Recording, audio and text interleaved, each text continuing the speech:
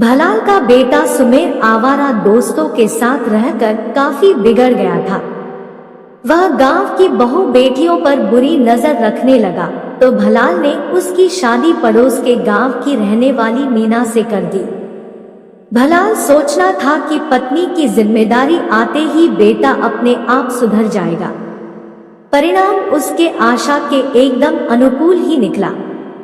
सुमेर नई नवेली पत्नी मीना के रूपयौवन में कुछ इस तरह उलझा कि शादी के बाद उसका ज्यादातर समय घर पर ही गुजरने लगा। शादी के 1.5 साल बाद मीना ने बेटी को जन्म दिया तो सुमेर की जिम्मेदारी और बढ़ गई। अब उसके पास समय ही नहीं रहा कि वह दोस्तों के साथ उठे बैठे। एक एक करके सुमेर 4 बच्चों का बाप बन गया।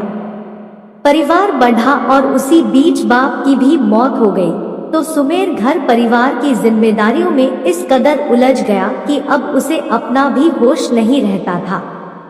इसके बावजूद जवानी की बिगड़ी अन्य आदतें भले ही सुधर गई थी, लेकिन पीने पिलाने की आदत जस की तस थी। जबकि अब उसके बच्चे भी जवान हो रहे थे। उसकी बड़ी बेटी हेमलता 18 साल की हो चुकी थी। सुमेर के घर से कुछ दूरी पर संतरू यादव का घर था। उसका दूध का कारोबार था, इसलिए उसके बेटे नरसिंह यादव उर्फ शेरा का मन पढ़ाई में नहीं लगा, तो उसकी पढ़ाई छुड़ाकर संतरू ने उसे अपने साथ दूध के कारोबार में लगा लिया था। उसका एक बेटा और था जो रायपुर चला गया था और वहां किसी कंपनी में नौकरी करने लगा था। उसके जाने के बाद उसे शेरा का ही सहारा रह गया था। एक ही गांव का होने की वजह से सुमेर और शेरा में अच्छी पटती थी। इसी वजह से दोनों का एक दूसरे के घर भी आना जाना था। वैसे तो दोनों की उम्र में 5-6 साल का अंतर था, लेकिन उनकी आदतें काफी हद तक मिलती जुलती थी, इसीलिए दोनों में पटरी खाने लगी थी। सुमेर भी खाने पीने वाला आदमी था और शेरा भी। अक्सर दोनों की शामें एक साथ गुजरती थी। दोस्त की पत्नी होने की वजह से शेरा मीना को भाभी कहता था। इसी रिश्ते की आड़ में दोनों के बीच हंसी मजाक भी खूब होता था। उनका यह मजाक कभी कभी मर्यादा भी लांघ जाता था। 4 साल पहले की बात है। गर्मी के दिन थे। शेरा अपनी भैंसों को नहलाने के लिए रोजाना दोपहर को गांव के दक्षिण में जायसवाल आरा मिल से थोड़ी दूर स्थित ठाकुरबिया तालाब पर ले जाता था। उस दिन शेरा ने अपनी भैंसों को पानी में उतारा ही था कि उसकी नजर तालाब के दूसरे घाट पर नहा रही मीना पर पड़ी। वह साड़ी उतार कर सिर्फ पेटीकोट और ब्लाउज में नहा रही थी। शेरा ने सोचा मीना उसे देखकर या तो पानी में बैठ जाएगी या निकलकर साड़ी लपेट लेगी, लेकिन जब उसने ऐसा कुछ नहीं किया तो शेरा की आंखों में चमक आ गई। शेरा को अचानक शरारत सूझी और वह अपनी भैंसों को धीरे धीरे उसी ओर खदेड़ ले गया जिधर वह नहा रही थी। मीना को लगा उसकी भैंसें अपने आप आ गई है, इसलिए वह खामोश रही। शेरा ने भैंस के ऊपर पानी डालने के बहाने एक अंजुली पानी मीना के ऊपर भी उछाल दिया। मीना के भीगे खुले अंग धूप में कुंदन की तरह चमक रहे थे। उस स्थिति में वह कुछ ज्यादा ही सुंदर लग रही थी। पहली बार तो मीना कुछ नहीं बोली, लेकिन जब उसने दोबारा यही हरकत की तो वह उसकी शरारत भांप गई। बिल्लौरी आंखों से शेरा को घूरते हुए बोली, क्यों शेरा, तुम्हें दिखाई नहीं दे रहा है क्या कि मैं नहा रही हूँ? क्यों नहीं दिखाई दे रहा है भाभी? पानी में भीग कर इस धूप में तो आप कुंदन की तरह चमक रही है। तुम मेरे ऊपर पानी क्यों उछाल रहे हो? मीना ने मुस्कुराते हुए कहा। भाभी, मैं पानी आपके ऊपर नहीं, भैंसों के ऊपर उछाल रहा था, जिससे उनकी गर्मी थोड़ी शांत हो जाए। उसी में से थोड़ा पानी आप पर भी चला गया होगा, शेरा ने सफाई दी। भैंस ही नहलाना था तो उधर ही नहला लिया होगा। तुम्हें पता नहीं यहाँ औरतें नहाती हैं। मीना ने बनावटी प्रतिरोध किया। अरे ये भैंसें भी तो औरतें हैं। मैं तो इन्हें उसी ओर ले गया था, ये खुद ही अपने घाट पर आ गई। अब इन्हें छोड़कर मैं कहाँ जा सकता हूँ? ठीक है, मैं ही जा रही हूँ। तुम अपनी भैंसों की गर्मी शांत करो। आपकी गर्मी बड़ी जल्दी शांत हो गई भाभी। मैंने तो सोचा था कि अभी आप नहाएंगी, लेकिन आपकी गर्मी तो पानी का छींटा पड़ते ही शांत हो गई। शेरा ने यह बात जिस अंदाज में कही थी, मीना को उसका मतलब समझते देर नहीं लगी। उसने कहा, मेरी गर्मी पानी से शांत नहीं होती, उसके लिए मर्द चाहिए। हिम्मत है मेरी गर्मी शांत करने की? मौका मिला तो जरूर कोशिश करूंगा भाभी, शेरा ने कहा। मौका तो दीजिए, उसके बाद देखिए मेरी हिम्मत को। इसके बाद बात खत्म हो गई। लेकिन शेरा का जब भी मीना से सामना होता, शेरा अभिवादन करके यह कहना नहीं भूलता, भाभी गर्मी शांत करने का कब मौका दे रही हो। उसी बीच गांव में नाच गाने का प्रोग्राम बना। जिस दिन नाच गाना होना था, सुबह शेरा मीना के दरवाजे से गुजरा तो आंगन में बैठी मीना उसे दिखाई दे गई। दरवाजे के पास से ही उसने कहा, राम राम भाभी जी, क्या हालचाल है, क्या कर रही है? तुम भी अजीब सवाल करते हो, देख नहीं रहे हो बैठी हूँ। वह तो देख रहा हूँ, मेरा मतलब कुछ और था। मैं तो गर्मी। शेरा की बात पूरी होती उसके पहले ही मीना ने कहा, देवर जी अभी तुम जाओ, रात में नाच देखने आऊंगी, वहीं मिलना। शेरा का वह दिन बड़ी मुश्किल से बीता। रात 10 बजे के बाद नाच गाना शुरू हुआ तो मीना ने सुमेर से कहा, चलो नाच देखने नहीं चलोगे क्या? तुझे नाच देखने का बड़ा शौक है तो तू जा। अभी मेरा मन नहीं है। नाच पूरी रात चलेगी, मन होगा तो आ जाऊंगा, सुमेर ने कहा। मीना तो यही चाहती थी, इसलिए वह तुरंत निकल गई। वह नाच देखने थोड़े ही गई थी, वह तो शेरा से मिलने गई थी, इसलिए वहां पहुंचते ही शेरा को खोजने लगी। शेरा भी उसी को खोज रहा था, इसलिए उन्हें मिलने में देर नहीं लगी। मिलते ही शेरा उसे गांव के बाहर बने स्कूल में ले गया। प्रोग्राम पहले से ही तय था, इसलिए शेरा पहले ही वहां दरी बिछा आया था। दरी पर बैठते हुए मीना ने कहा, शेरा मैं ज्यादा देर तक रुक नहीं सकती, इसलिए जो भी करना है जल्दी करो। अगर सुमेर नाच देखने आ गया तो मुझे वहां न पाकर शक करेगा। वैसे भी वह बड़ा शक्की आदमी है। भाभी जी आप उसकी चिंता ना करो, मैं हूं ना, मैं सब संभाल लूंगा। आखिर मेरी उससे दोस्ती जो है। शेरा भी कहां समय गंवाना चाहता था, इसलिए उसने मीना को बाहों में भर लिया। इसके बाद वासना का ज्वर उमड़ा तो जल्दी ही शेरा को एहसास हो गया कि मीना सचमुच हुस्न के गोले छोड़ने वाली तोप है।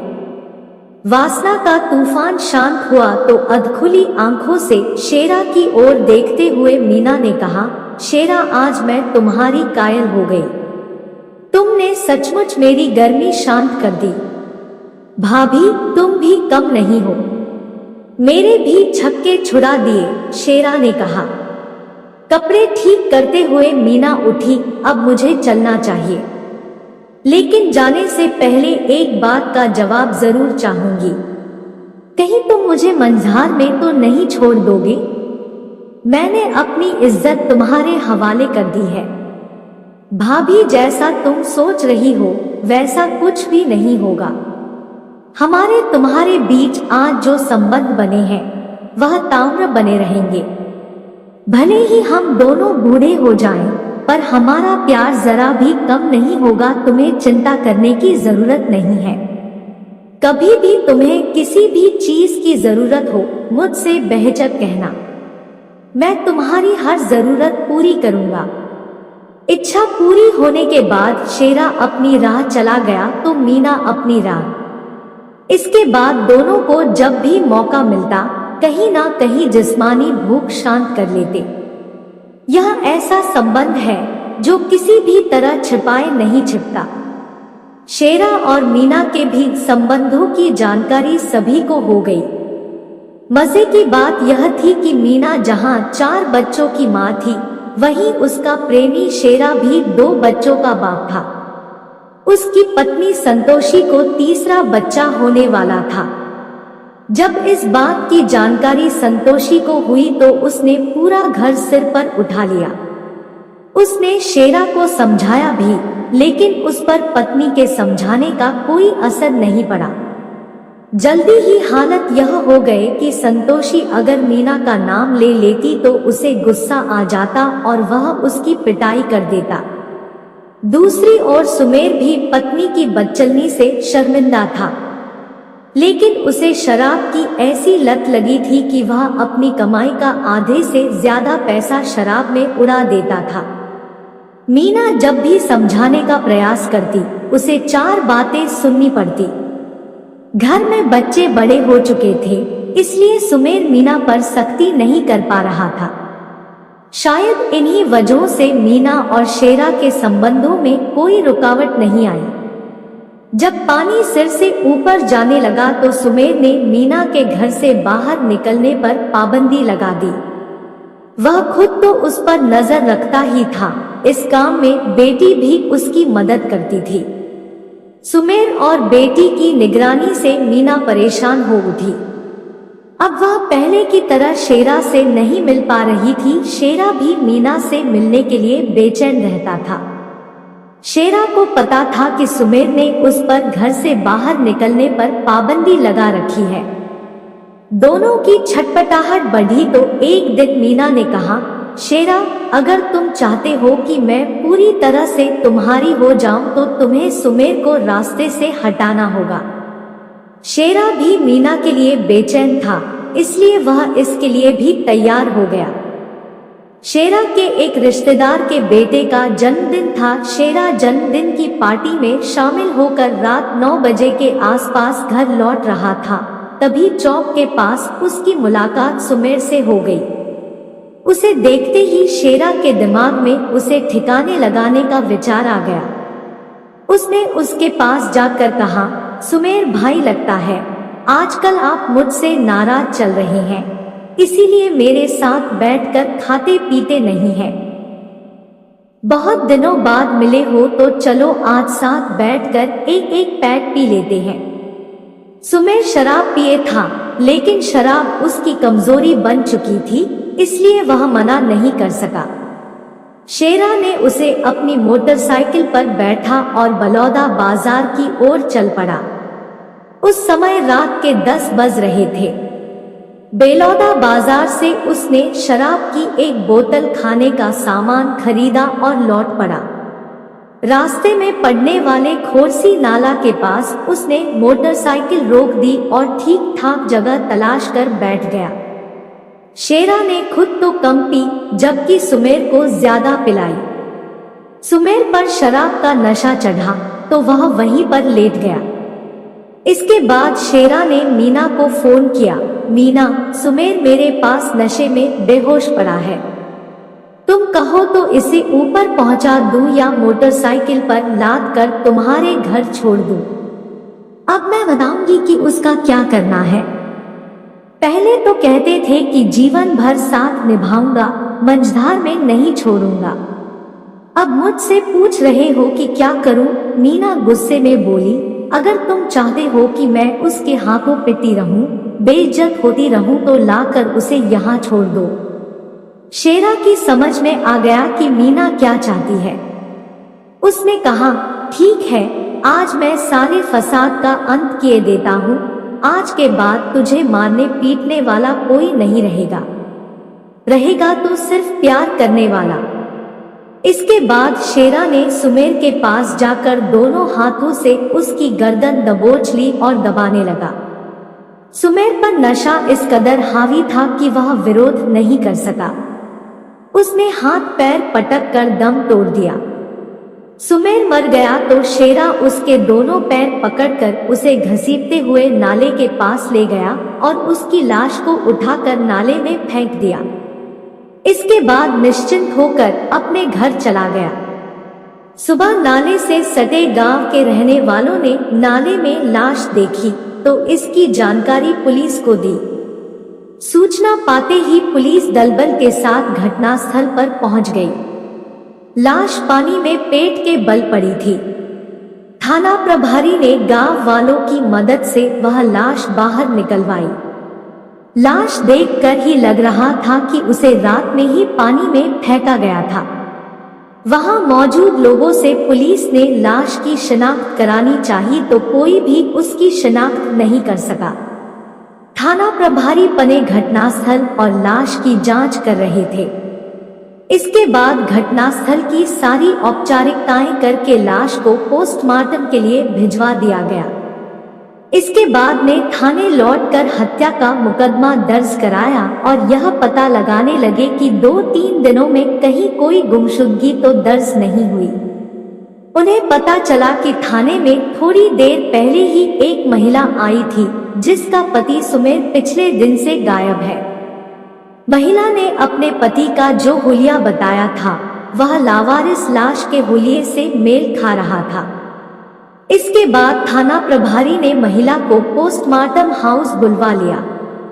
पोस्टमार्टम हाउस में महिला को नाले में मिली लाश दिखाई तो वह जोर जोर से रोने लगी। इससे साफ हो गया कि मृतक उसका पति सुमेर था।